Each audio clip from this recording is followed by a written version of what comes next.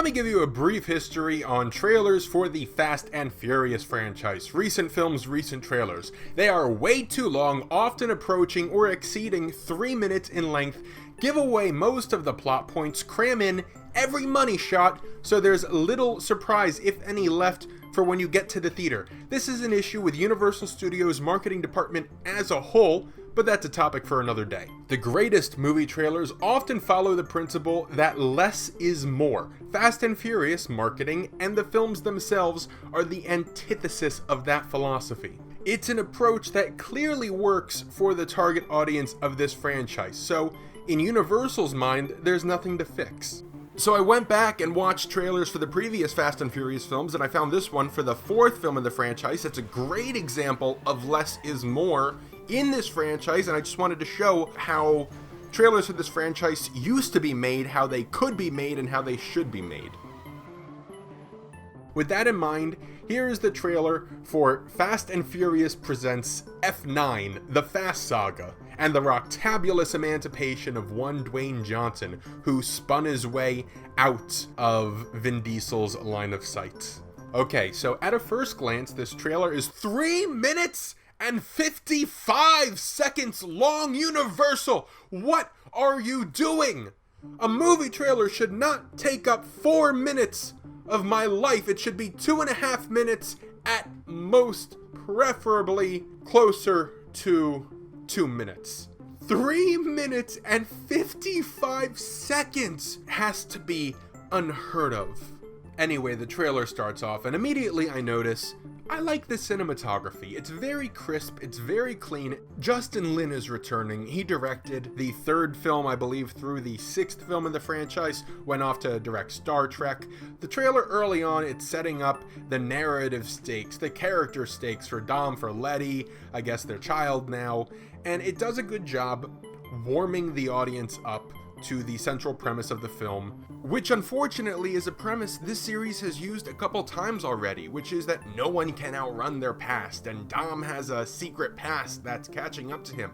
This was part of the hook of the last film, with Cypher using Dom's secret baby mama as leverage. Anyways, we're seeing action. It's shot very crisp. John Cena. Okay, so John Cena is the newest star. He's replacing The Rock, I guess, as the franchise's second macho lead, and the trailer reveals that John Cena is playing Vin Diesel's brother. Now, I don't see the resemblance. Maybe you do, but I don't see the resemblance in the slightest. Action sequence looking very nice here. I'm liking the variety of locations, but again, this trailer is showing us everything. It's literally showing us every single part of the film. Who's back? Charlize Theron is back. Helen Mirren is back. We see later Jordana Brewster is back. I've seen this trailer. The very end of this trailer, Han is back. Why?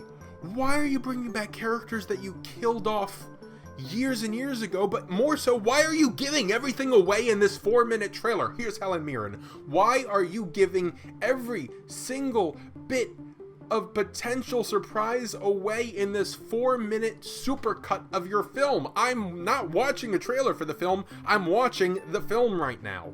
So the music in this trailer, it's alright. It's propulsive. I mean, I'm not a fan of this genre, but it has some energy to it. It fits the pacing and the flow of this trailer. I think it's pretty cheap how they use the Paul Walker tribute song at the beginning to get some easy emotional points, but other than that, the music's not all that special. This is despite its length, it's a well-edited trailer. It's very clean, I can tell what's going on, unlike the last trailer I reviewed, Birds of Prey, which just was complete sensory overload. At least this trailer, I can get a very clean sense of what is happening. Again, the cinematography, it's nothing exemplary, but it's better than competent. It's very crisp imagery. Action, more action. They're on an island of some sort, I think. A forest, exotic location. Car jumping off a cliff and is going to be tethered. Oh, right, now we have Charlize Theron in some kind of spacecraft. Sure.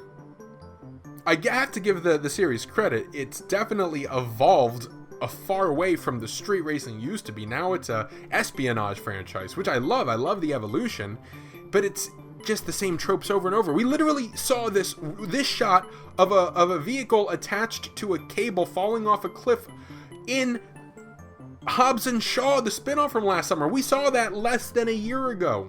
And here we go, F9, the Fast Saga. Ay, these title conventions are getting worse. Hello, Han, you're supposed to be dead. Again, I'm not against bringing back this character, but you don't spoil it in the trailer along with your 5 other what could have been great surprises in a theater for those who care about this franchise. Not that I really care about this franchise, but even I know that, you know, you don't want to give everything away in your 3 minute and 50-second movie trailer.